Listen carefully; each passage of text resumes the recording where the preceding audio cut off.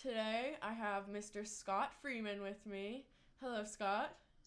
Hi, Isabella. How are you today? I'm doing excellent.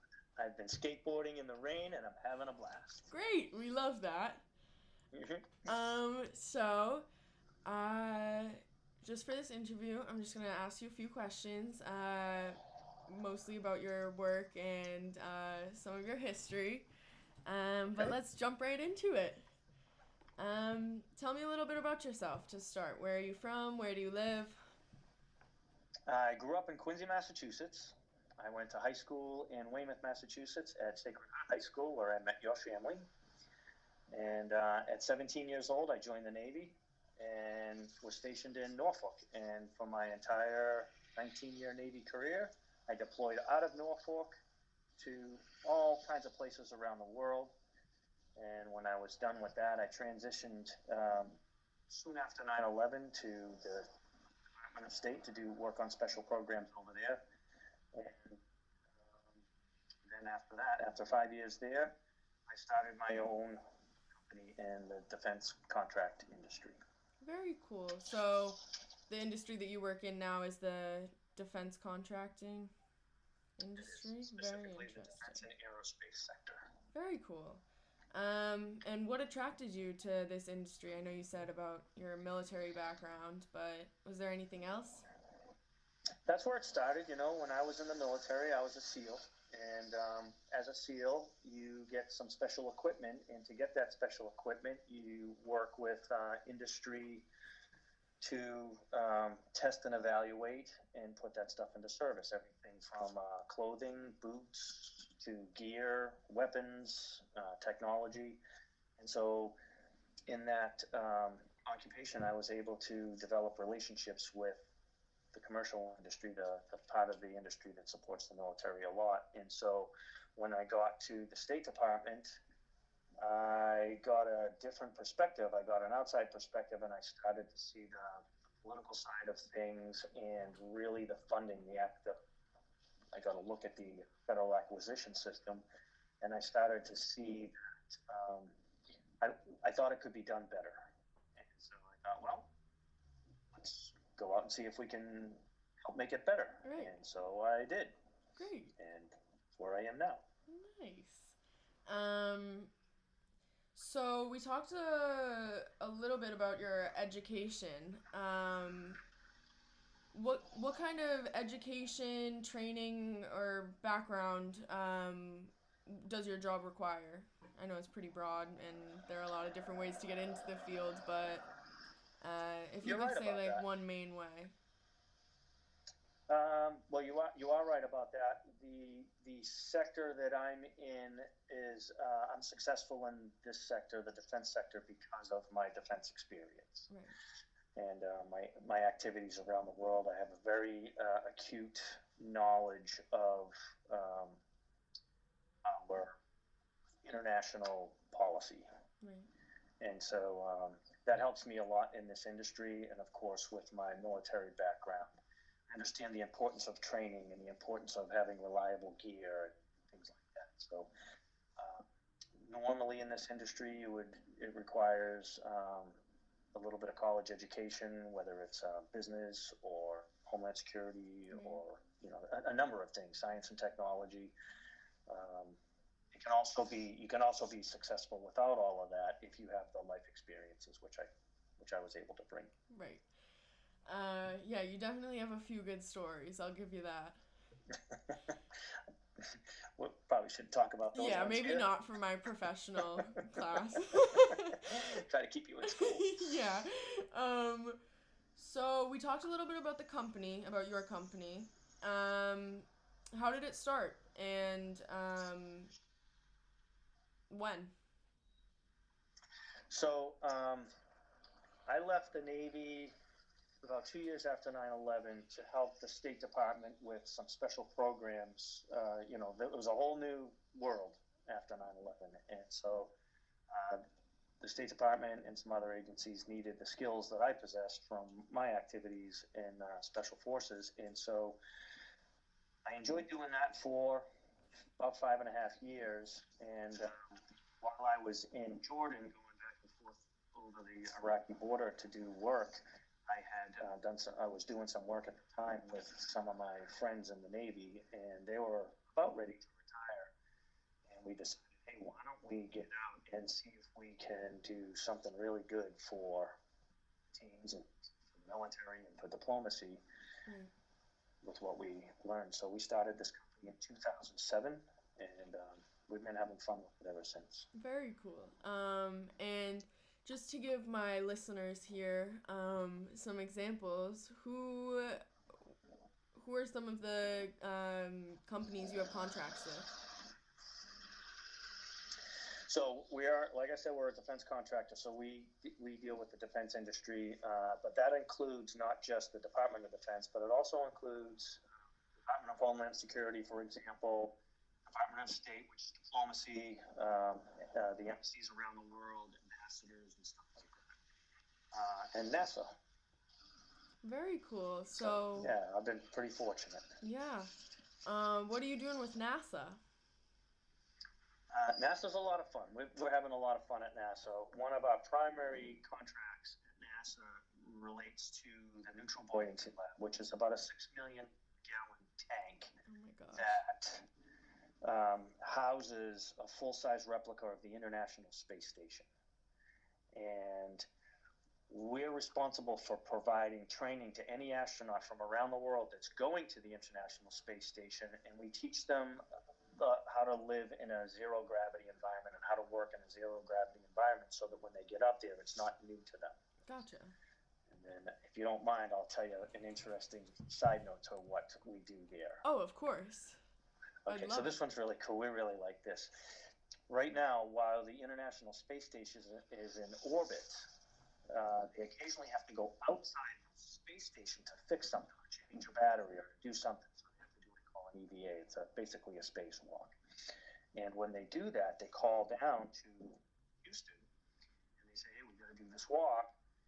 And we put astronauts in the pool with a bunch of divers and we show them the walk. And we live stream it up to them so that they can communicate down with us. And so they get to see on camera astronauts on the International Space Station in the water, and they can ask questions like, hey, can I move my left hand before I move the tether, and can I do this procedure instead of that, can I do it this way instead of that way? Right. And we show it to them so that they can get it fresh in their mind, because they may have trained in this before, but it could have been last year, it could have been 3 years ago, right. For this particular walk. And so we get to show that to them real time, and they'll typically within the next day after that and do that work, and it helps elevate their level of safety and competency and efficiency. Very cool. It's a lot of fun. Very cool. It is. It's really cool. I'm sure my classmates will want to become astronauts after hearing this interview. Yeah, they need more. We're getting ready to hit Mars and do some other things in this commercial space travel. They're going to need a lot more astronauts. So, it'd be a good field to go into. Very cool. So we talked about the company a little bit. Would you say that your work is rewarding, and how so? It is. It's very rewarding. The most rewarding for me is probably because I come from there, but the military. And something that just made it more rewarding for me is my son is now a SEAL. He's a new SEAL, so he just made it through BUD/S, and he's getting ready to do his first deployment. And so the services that we can provide to them and the training and the gear make it very rewarding to me. In fact, I'm leaving tomorrow to go out to San Diego to work with his platoon and help them with this new gear that we're getting ready to put into their hands, show them how to use it, and give them an advantage against the adversaries when they deploy.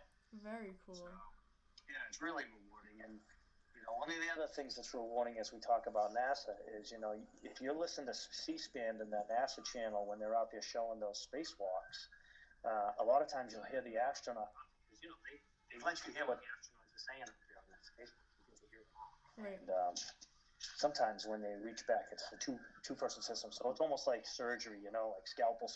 Yeah. Scissors, right? It's really kind of cool. So you'll hear the astronauts say, dive or drill. It's asking for a drill, and they say dive because they're so used to working with us in the tank that it's our diver, so it's like, oh, that's really cool, you know, like we've had that kind of an impact on them. So it's pretty rewarding. It makes us feel really good about our work. Have you personally gotten to go in there? Oh yeah, I have dived, Dovin. dove. I've been underwater with the astronauts. Very cool. It's a lot of fun. It's good. What are your main challenges in your work, would you say? I would say that our biggest challenge, and this will be no surprise to anybody, are the politics of things. Yeah. And so, particularly with funding and things like that, and policy. And so, for example, you know, when the Defense Department has a budget, or NASA has a budget, or anybody has a budget, they try to make that budget go as far as they can, and a lot of times they'll cut a corner or something like that. And so it's one of the reasons I got into this, because, you know, my experience in the Navy, and this is an experience that I'm sure people are familiar with. You'll test a piece of gear, or you'll request a piece of gear, and then it's a requirement in the government to compete a contract with at least 3 other competitors. And so you might have asked for this type of gear, but since they did the competition, that type of gear might get beat out by a lesser piece of gear, or a piece of gear that doesn't exactly do the mission that you wanted it to. And it's been a problem, you know, in the history of the federal acquisition system. Right. So we got into it to do that, and that's probably our biggest problem. And getting the politicians and the leadership in this country to understand the importance of having the right thing, being in the right place at the right time. So it's tough. You know, everybody tries the best they can, and it's probably more of a lack of understanding than anything. But right. I was gonna say, with your experiences and expertise, I'm sure that you could definitely give them a few pointers. We do. We probably have a little more insight than they do, and so it's just a matter of working through it. Gotcha. It is a challenge. Yeah. How would you say that your job affects your general lifestyle? My job's very exciting, and I love my lifestyle. I'm fast. You know, I always have to be moving. I can't be idle, or I'll get in trouble. And, I know you know how that feels. I work too hard, but I enjoy it, and there's so much work to be done. You know, it's tough to just sit there and think, I did enough for today. But somebody somewhere else that's counting on you to do something needs you to keep going, and right. It's good. It's perfect lifestyle for me, because I don't do very well with idle time, and so this is good for me. The defense industry is good for me. Very nice. And so what are you going to do after the defense industry? When I'm done, it's hard to imagine that I'm going to be done, but I do have a plan to put this aside someday and sail around the world. And as you know, I've purchased a gaff rig schooner sailboat that's very robust, and I plan to sail that around the world. And robust is an understatement. Robust, it's an understatement. I've been in a few storms with it, and it's done very well. It's certainly capable, but I plan to. In all of my time, I've loved traveling around the world and meeting people and experiencing new cultures and learning new languages, and so I'm looking forward to doing that in a kind of a more of a laid back but still adventurous. Oh, for sure. Platform. You'll never change with that. You're always going to be moving. I don't think so. I don't think I'll change. That's where I got inspired. Was you're always hopping around country to country, and I'm like, oh, I'll jump on a sailboat for sure. Right on. Okay, last question for you.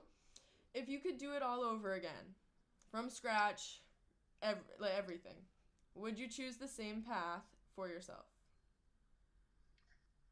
I think I'd choose the exact same path. I don't think I would change anything. Okay. I've had a lot of fun. It's been very rewarding. It's been tough. It's been challenging. For sure. But I don't think I'd change it for anything. It's been a good time. Very cool. Well, thank you for your time. You're welcome. Very valuable. Thanks for the opportunity. I really appreciate helping you out. Great. Well, thank you so much again, and have a great night. I love you, baby. All right, love you. I'll talk to you later.